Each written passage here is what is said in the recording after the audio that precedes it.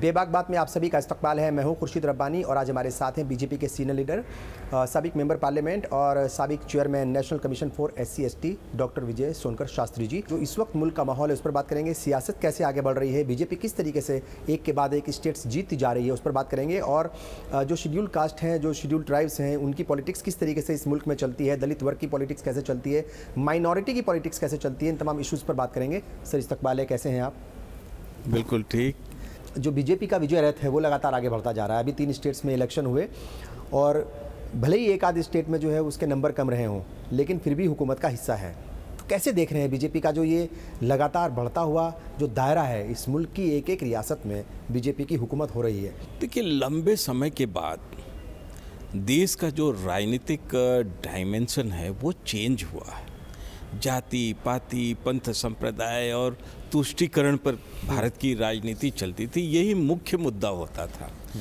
पर इधर बदला है ये, जब से भाजपा आई है। लोगों ने भरोसा भी किया है भाजपा पर, और भरोसा इस बात के लिए किया कि थोड़ा हट करके राजनीतिक मुद्दों को का समाधान देने में भाजपा सफल होगी, और ऐसा ही हुआ। हमने जाति पाति पंथ संप्रदाय और इससे हटाया भारत की राजनीति को और ला करके विकास के मुद्दे पर खड़ा किया। विकास और केवल विकास, यही मुद्दा। आज आपको आश्चर्य होगा अगर आप देखेंगे तो अन्य पार्टियां जैसे समाजवादी पार्टी और बहुजन समाज पार्टी भी उत्तर प्रदेश में वो जाति पाति की अब बात नहीं करते और वो भी विकास की बात करते हैं। लेकिन विकास की बात तो है साहब, लेकिन हमने कई बार देखा है कि जब भी पार्टीज की रैलीज होती हैं या फिर इलेक्शन रैलीज होती हैं, उसमें प्राइम मिनिस्टर तक भी और योगी आदित्यनाथ भी वो कहीं ना कहीं हिंदू मुस्लिम लेकर के आ जाते हैं। कब्रिस्तान और शमशान आ गया था वहाँ पर, दीपावली होली ईद आ गई थी। तो मतलब विकास की बात में ये चीज़ें भी आ जाती हैं। जब चुनाव चलता है वो उस पीरियड में केवल भारतीय जनता पार्टी चुनाव नहीं लड़ रही होती है, तमाम पार्टियां, Congress, Samajwadi party, Bahujan Samajwadi party, communist पार्टियां, ये बहुत सारी पार्टियां, और इनके अलग अलग मुद्दे होते हैं। जब ये कोई ऐसी बात को रेज करते हैं तो कहीं ना कहीं देश की जनता अपेक्षा करती है कि उसका उत्तर दे। ऐसे में अगर कब्रिस्तान की बात अगर हमारे नेताओं ने किया तो वो केवल सामयिक था, जो मुद्दा उठ कर के सामने आया। हकीकत तो ये है कि हमारे नेताओं ने, आप वो देख सकते हैं उनका थ्रू आउट, कि वो केवल और केवल विकास पर ही वो अपने आप को रखे हैं। चाहे वो नौजवानों के विकास की बात हो, चाहे वो किसानों के विकास की बात हो, चाहे वो दलितों के विकास की बात हो। देखिए, दलित को आप जाति पाति और पंथ और संप्रदाय से नहीं जोड़ सकते। ये एक बड़ा वर्ग है और यह वर्ग लंबे समय से अपेक्षा करता रहा कि शासन और सरकार से उसको राजाश्रय मिलेगा, सहयोग मिलेगा, जैसा कि कानून के तौर पर भी उसको मिला, पर बुनियादी तौर पर, व्यवहारिक तौर पर उसे कुछ नहीं मिला।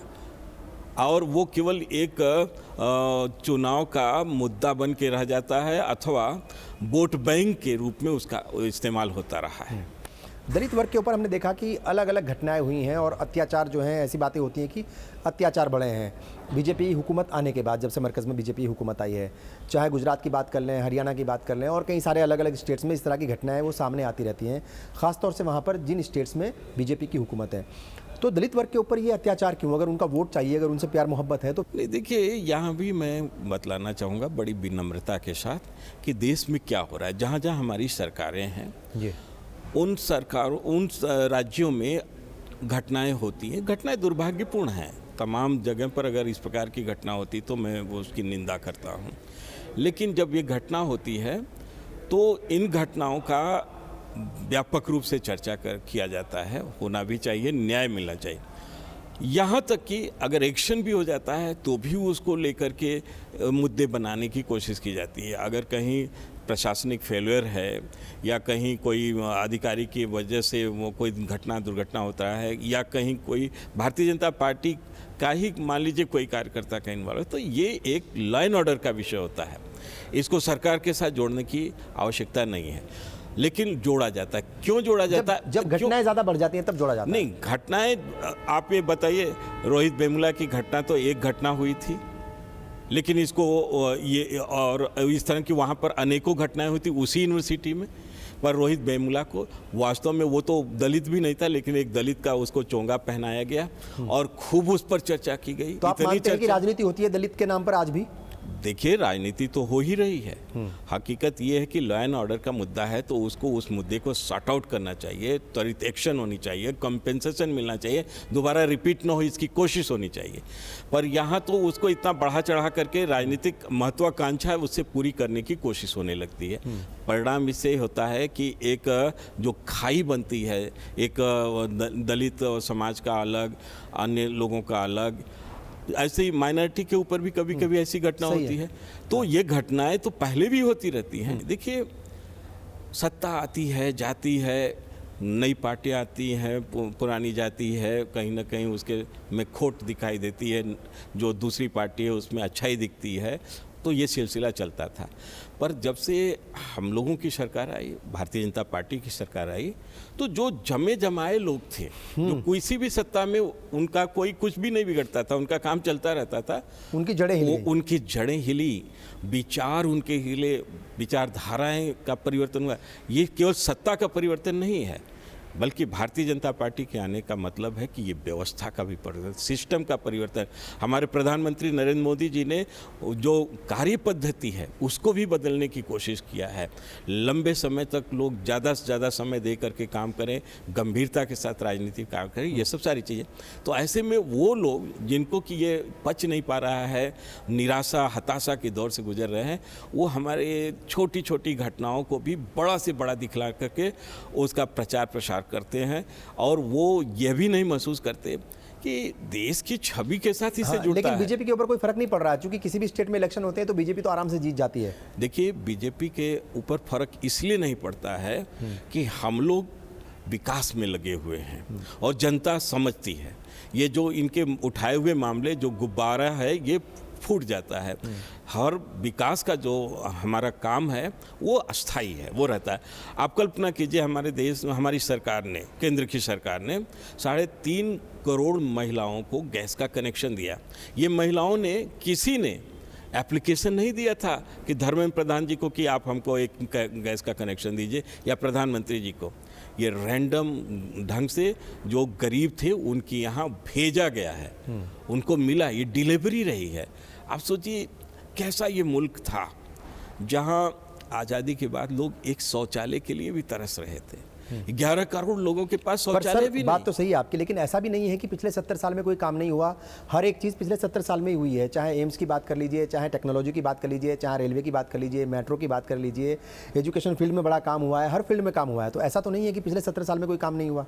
देखिए, अगर राजीव गांधी जी की सरकार का एक उस समय एक व्यंग्य चित्र का अगर स्मरण करें तो आपको लगेगा कि प्रचार किया जा रहा था 21वीं सदी आ रही है, 21वीं सदी आ रही है, और एक आदमी दौड़ा हुआ चला जा रहा है, तो दूसरा आदमी कह रहा है, अरे रुक जाओ, ट्रेन तो यहीं आएगी ना, दौड़ने से क्या फ़ायदा। 21वीं सदी क्या भारत में नहीं आती क्या? दुनिया में इतना साइंस टेक्नोलॉजी का डेवलपमेंट हो रहा है, क्या भारत अछूता रह जाएगा क्या?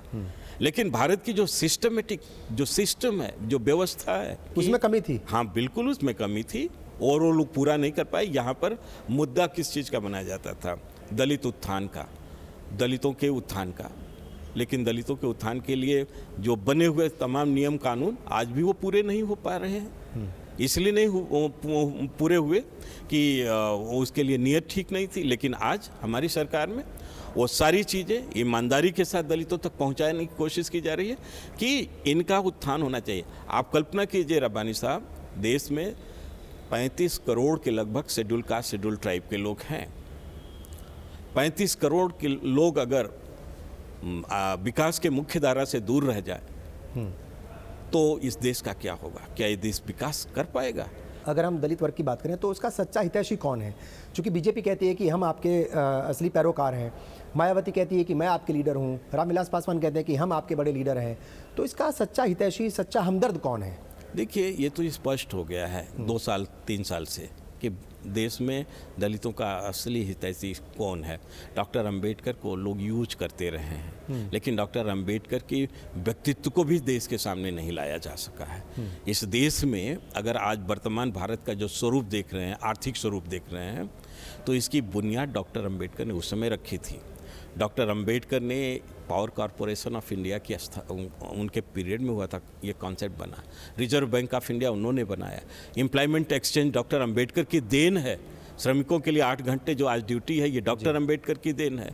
यानी अगर देखा जाए, जो शुरुआती डैम बने थे देश में, जो 3-4 डैम, वो डैम डॉक्टर अंबेडकर की निगरानी में बना था, लेकिन ये देश को नहीं पता था।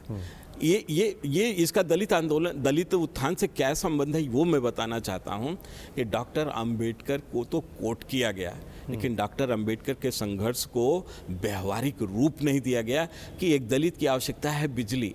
Power corporation of India doctor Ambedkar ने बनवाया और डैम को डॉक्टर अंबेडकर ने बनाया, तो उनकी ये कल्पना थी कि इस देश के हर गरीब के घर में, हर दलित के घर में, आर्थिक रूप से कमज़ोर व्यक्ति के घर में प्रकाश आ जाएगा। लेकिन आज भी हमारे देश में जब हमारी पार्टी ने सत्ता संभाला, जब मोदी जी ने सत्ता संभाला, तो देश में 18,000 से ज़्यादा ऐसे गांव थे जहां बिजली ही नहीं था। अभी वो सारी चीज़ें पूरी कर ली गई हैं। आपको लगता है कि जो दलित आंदोलन था वो कमज़ोर पड़ा है, और जो डॉक्टर भीमराव अंबेडकर की जो विचारधारा थी, या जिस लाइन पर वो चल रहे थे, आज उस विचारधारा की या उस लाइन की या उस सोच की कमज़ोरी आई है, या उस सोच में कमज़ोरी आई है, या वो कमी आई है? देखिए, अवधारणात्मक रूप से देखा जाए तो डॉक्टर अंबेडकर को तो इस देश ने समझा ही नहीं, और ख़ास तौर से उन लोगों ने नहीं समझा जो डॉक्टर अंबेडकर को अपना उन पर अपना कॉपीराइट मानते हैं। देखिए, डॉक्टर आज समाज में जो एक कटुता है, एक सामाजिक कटुता है। सामाजिक कटुता इस बात का है कि ये शूद्र है, ये दलित है, ये है, ये वो है। डॉक्टर अंबेडकर ने इस कॉन्सेप्ट के रूप में उन्होंने एक पुस्तक लिखी थी, हु वेर शूद्राज। उसके प्राकृतन के पहले ही पेज पर उन्होंने लिखा था कि भारत के वर्तमान जो दलित हैं, ये प्राचीन या वैदिककालीन शूद्र नहीं है, माइंड इट। लेकिन आज भी हमारे दलित आंदोलनकारी, दलित नेता ही इस बात के लिए क्लियर नहीं हुए। हर जगह शूद्रों के साथ ये होता था, शूद्रों के साथ वो होता था। शूद्रों के साथ क्या होता था इसको छोड़िए, हमारे लीडर ने, जो हमारे मसीहा हैं डॉक्टर अंबेडकर ने, उन्होंने तो स्पष्ट कहा कि भारत के जो वर्तमान दलित हैं, दे आर नॉट शूद्रास, इसलिए शूद्रों के लिए बने नियम कानून इन पर लागू नहीं होते। उन्होंने तो यहाँ तक कहा कि वर्तमान दलितों का प्राचीन काल के शूद्रों से कोई लेना देना नहीं। कोई पढ़े तो, स्वयं मैं दलित वर्ग से बिलोंग करता हूँ। और आपने किताबें भी लिखी हैं बहुत सारी तमाम इश्यूज़ के ऊपर, और आप SC/ST कमीशन के चेयरमैन भी रहे हैं जब कंबाइंड था वो। तो किस तरीके से देख रहे हैं कि कौन कौन से वो पहलू हैं, कौन कौन से वो बिंदु हैं जहां पर काम करने की ज़्यादा ज़रूरत है, ताकि इस वर्ग का उत्थान हो, और राजनीति इस वर्ग को, चूंकि इस वर्ग को लेकर के राजनीति बहुत होती है, तो वो राजनीति कम से कम हो? देखिए, मैं आपको स्पष्ट बता दूं, इधर 10-20 सालों से मैंने देखा है, अंबेडकर जी के बाद और अब तक जो दलित आंदोलन है उसका केवल मतलब इतना ही रह गया है, हिंदुओं का विरोध करना, ब्राह्मणों का विरोध करना। दलित उत्थान का केवल एक आयाम ये होना चाहिए कि हमारा सशक्तिकरण कैसे हो, आर्थिक सशक्तिकरण, शैक्षणिक सशक्तिकरण, सामाजिक सशक्तिकरण और राजनीतिक सशक्तिकरण। पर ये हुआ नहीं। ये इसको तो एक कटुता पर वातावरण में डाल दिया जाता है। हकीकत ये है कि आर्थिक विकास कैसे हो। आर्थिक विकास के लिए खास तौर से देखा जाए तो दलित समाज में लोग आर्थिक रूप से कमज़ोर हैं। इस संदर्भ में हमारी सरकार ने अभी तक 8 करोड़ लोगों को मुद्रा योजना के माध्यम से छोटे बड़े रोजगार दिए हैं, रोजगार के लिए फंड दिलाया है। आप सोच सकते हैं कि कितना बड़ा आर्थिक रूप से कमज़ोर लोगों के लिए, और आर्थिक रूप से अगर कमज़ोर लोगों का लिया जाए तो उसमें 95% तो दलित आ जाते हैं। माइनॉरिटी तबका है, मुस्लिम तबका है, उसमें और बीजेपी में अभी भी दूरियां बनी हुई हैं। मैं तो इस बात को नहीं मानता कि दूरियां हैं। आज भारतीय जनता पार्टी को जो ये बम्पर सपोर्ट मिल रहा है और सफलता मिल रही है, इसमें अल्पसंख्यक वर्ग का पूरा हमें समर्थन मिलता है। उत्तर प्रदेश में इस वक्त एक नया गठबंधन बना है एक तरीके से, समाजवादी पार्टी का और बहुजन समाजवादी पार्टी का। क्या बीजेपी को नुकसान होगा उससे? देखिए, बीजेपी को तो नुकसान नहीं होगा, लेकिन यह गठबंधन एक्सपोज होगा।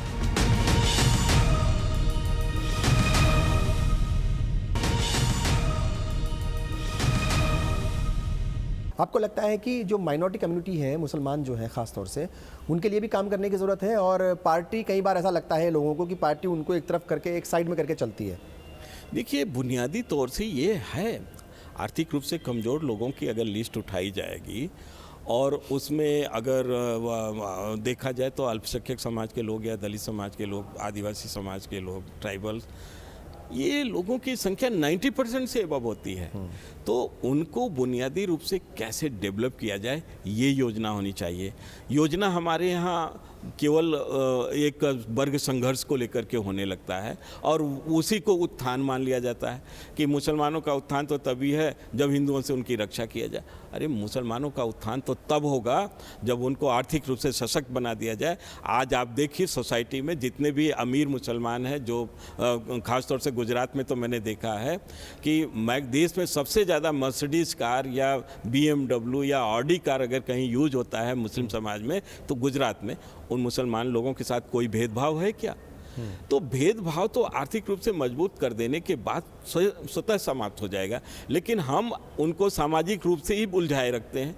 हम आर्थिक मुख्य धारा में उनको लाने की कोशिश नहीं करते। पर हमारी सरकार ने कम से कम इस वर्ग के लिए, इस समाज के लिए 100 से ज़्यादा ऐसी स्कीमें बनाई है जिससे उनको आर्थिक डायरेक्ट सहयोग मिले। चूँकि लंबे वक्त तक कांग्रेस की हुकूमत रही है और ऐसा भी कहते हैं लोग कि कांग्रेस ने डराने की जो है वो सियासत की है और डराया जाता था कि भाई आरएसएस जो है ये कर देगी, बीजेपी आएगी तो ये हो जाएगा, तमाम तरह की चीज़ें। असल जिम्मेदार जो है वो आप कांग्रेस को मानते हैं या खुद कम्युनिटी जिम्मेदार है जो उनका पिछड़ापन है उसके लिए? देखिए, एक प्रश्न आज तक देश में क्यों नहीं उठा कि मध्यकाल में 600 साल तक तो मुसलमान राजाओं का शासन था, नवाबों का शासन था, शहंशाहों का शासन था।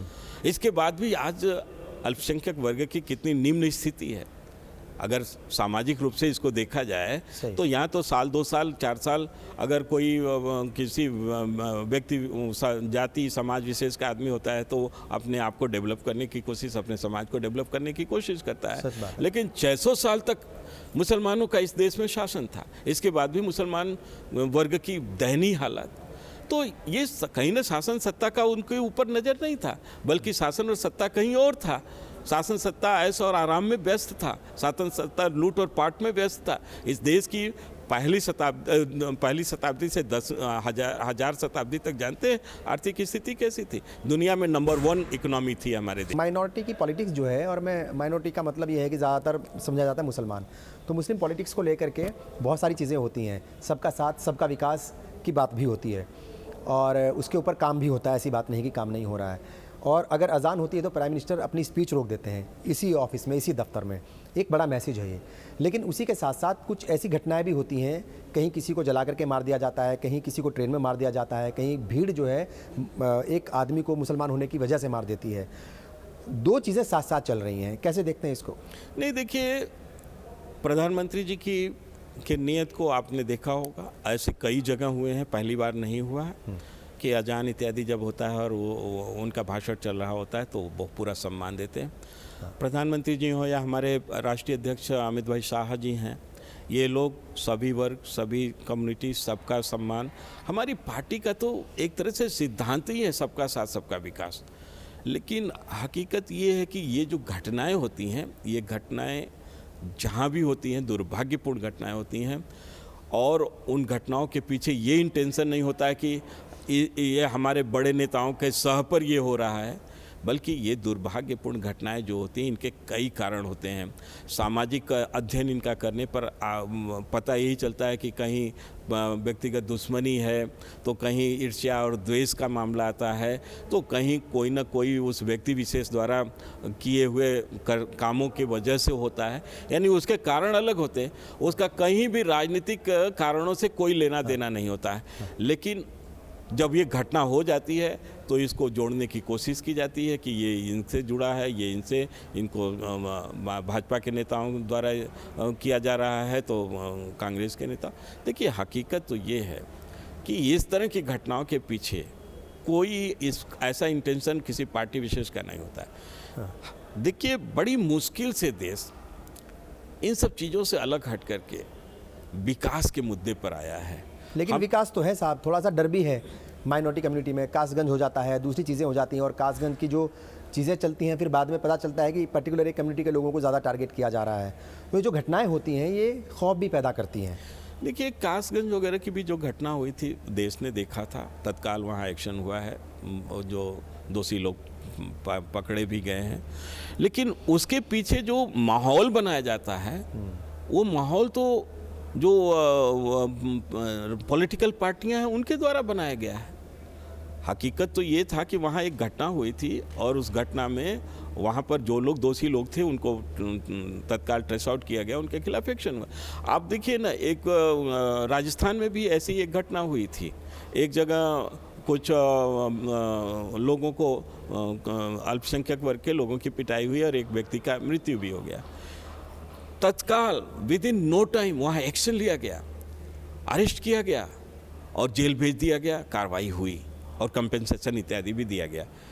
बावजूद इसके उस घटना को मॉडल के रूप में देश में पेश किया जा रहा है। आप देखिए, हमारे प्रधानमंत्री जी ने कहा कि हम तो चाहते हैं कि अल्पसंख्यक समाज के लोग एक हाथ में कुरान लेकर के चलें और दूसरे हाथ में कंप्यूटर।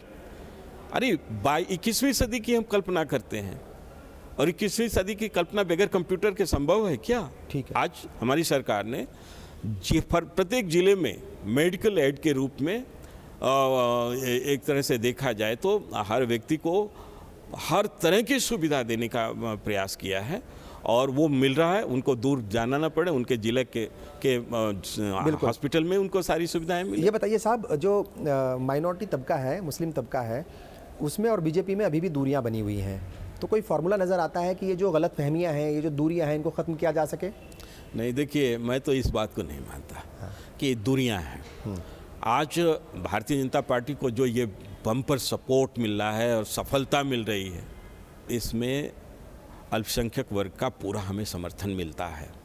ये अलग की बात है कि बड़ी संख्या में इसलिए नहीं मिल रहा है कि अभी भी लोकल लीडर्स या जो केंद्रीय नेता हैं, ओवैसी जी जैसे लोग, इन लोगों का जो कुप्रचार है या कुभावना है, उनको वहीं पर रखना है, उनका वोट को वोट बैंक के रूप में इस्तेमाल करना है। अगर ये सब सारी चीज़ें खत्म होंगी तो सारी चीज़ें होंगी। लेकिन हम ये मान कर चलते हैं, बीजेपी के इशारों पर काम करते हैं लोग, तो ऐसा कहते हैं। ओवैसी के बारे में मैं टिप्पणी नहीं करना चाहूँगा, लेकिन इतना जरूर बताना चाहूँगा कि भारत में जो हिंदू मुसलमान लोगों का आपसी संबंध था, बड़ा सौहार्दपूर्ण था। लेकिन इन्हीं लोग जैसे नेताओं की वजह से इसको कट गया है, ये तहस नहस हो गया। कैसे बेहतर होगा ये बेहतर होने का एक ही है, सारे लोग अगर आर्थिक रूप से सशक्त बन जाएंगे, सभी लोग विकास की मुख्यधारा में शामिल हो जाएंगे, डिपेंडेंसी खत्म हो जाएगी और इन नेताओं का फिर काम भी खत्म हो जाएगा। फिर स्वयं इस देश का एक बेहतरीन वातावरण होगा और मुझे पूरा विश्वास है कि विकास की पिच जो है ना, ये नरेंद्र भाई मोदी की पिच है। बिल्कुल, इस पिच पर कोई दूसरा नहीं खेल पाएगा, हमें इस बात का पूरा विश्वास है।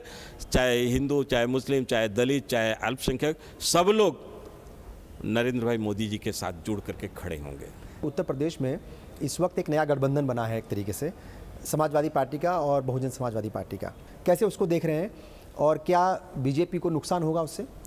देखिए, बीजेपी को तो नुकसान नहीं होगा, लेकिन यह गठबंधन एक्सपोज होगा कि कितने स्वार्थी ये लोग हैं।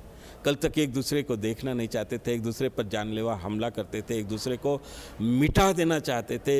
एक दूसरे के साथ आप सोचिए कि वायलेंट घटनाएं इस तरह की होती थी कि बलात्कार तक करने की कोशिश होती थी।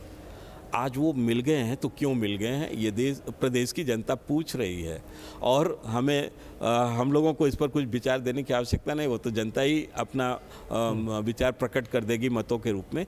लेकिन ये सब खेल बड़े खतरनाक हैं। आप नेशनल स्पोक्स पर्सन हैं, पार्टी में जो है हर रोज़ आप लोगों को बोलना पड़ता है टेलीविज़न पर आकर के, और पार्टी के लिए सफाई देनी पड़ती है, कई बार हुकूमत के लिए सफाई देनी पड़ती है। हर रोज़ जो है वो आपके लिए एक नया दिन होता है, एक नई जद्दोजहद होती है। किस तरीके से वो अलग अलग जो है वो पार्टी प्रेसिडेंट की तरफ से इशारे आते हैं या उनकी तरफ से जो ये होता है कि भाई आज आपको इस लाइन पर चलना है, और क्या अपनी बात रखने के लिए पूरी आज़ादी है पार्टी के अंदर? अमित भाई शाह आपको पूरा सुनते हैं, पूरा मौका देते हैं? जहाँ तक पार्टी प्रेसिडेंट की बात है, वो तो व्यस्ततम लोगों में से है। एक दुनिया की सबसे बड़ी पार्टी के रूप में जो दुनिया के भारत में बहुत दिनों बाद एक ऐसी सरकार के रूप में जहाँ की फुल मेजॉरिटी की सरकार हो, तो लेकिन हम लोगों को सारे प्रवक्ताओं को एक सामान्य रूप से तो डायरेक्शन है, और हमारे सारे प्रवक्ता स्वयं में वैचारिक दृष्टि से बहुत दृढ़ हैं। वो जानते हैं पार्टी के एजेंडा को, सारी चीज़ों को का अध्ययन किया है, इसलिए हम लोगों को बहुत आवश्यकता इस बात की नहीं होती है कि हम लोगों को कहीं से डायरेक्शन लेना पड़े। लेकिन क्योंकि स्पष्ट सारी चीज़ें हैं, हमारी पार्टी का नियम कानून सब कुछ स्पष्ट है। अगर हम ही लोग स्पष्ट नहीं होंगे तो जनता कैसे स्पष्ट होगी? इसलिए हमारे सारे मुद्दे खुल करके हैं, जनता के सामने है, और हम लोग उसको फॉलो करते हैं। और जहाँ तक सफाई देने की बात है, हम तो थैंक्स करते हैं भगवान को कि हम लोगों की सरकार 4 साल से चल रही है, आज तक एक भी करप्शन का तो दाग नहीं लगा कि हम लोगों को उसकी सफाई देनी पड़े। और बाकी जो कुछ स्पॉन्सर्ड यानी कुछ ऐसे अभियोजित समस्याएं बहुत सारी चीजें आती है, राफेल भी आ जाता है, जिनका कि हम लोग सामना करते हैं, पीएन भी आ जाता है। कुछ मुद्दे ऐसे उठाए जाते हैं अपोजिशन की तरफ से जो वास्तव में वो तो मुद्दा विहीन है, उनके पास तो मुद्दे हैं नहीं, और केवल दुख इस बात का है सत्ता जाने का, तो इसलिए वो निराश है, न्यूरोटिक हैं। पर वो लोग कोशिश करते हैं ठीक कि सत्ता को किसी ढंग से छीनने की कोशिश करते हैं, पर हम लोग सक्षम हैं क्योंकि उनके जो आरोप हैं, प्रत्यारोप है, उसमें कोई दम नहीं होता है। डॉक्टर विजय सोनकर शास्त्री जो हैं, उनको बड़ा तजुर्बा है सियासत का और कई अलग अलग ओहदों पर रहे भी हैं। 2019 का लोकसभा चुनाव लड़ेंगे और कब मिनिस्टर जो है वो बनेंगे, किस तरीके से जो है वो अपनी पॉलिटिक्स देख रहे हैं, सियासत देख रहे हैं? नहीं, देखिए, इस संदर्भ में तो हम लोग तो पार्टी को अपना सब कुछ मानते हैं और बड़े पवित्र मन से पार्टी के साथ जुड़े हैं। कभी ये अपेक्षा नहीं करते कि हमें पार्टी क्या देगी। हम लोग ज़रूर, मेरे मन में ये है कि मैं पार्टी को ज़्यादा से ज़्यादा क्या दे दूं, और ये हम लोगों के मातृ संगठन से ही हम लोगों को सीखने को मिला है कि तन समर्पित मन समर्पित, जीवन का हर क्षण समर्पित, चाहता हूँ देश अब तुझे और क्या दूँ। तो हम लोग तो देने के लिए हैं। पार्टी हमें बहुत कुछ दिया है। आज तक एक कैबिनेट मंत्री के स्टेटस पर मैंने काम किया है। आखिरी चेयरमैन के रूप में मैंने राष्ट्रीय अनुसूचित जाति जनजाति आयोग का मैं चेयरमैन रहा हूं।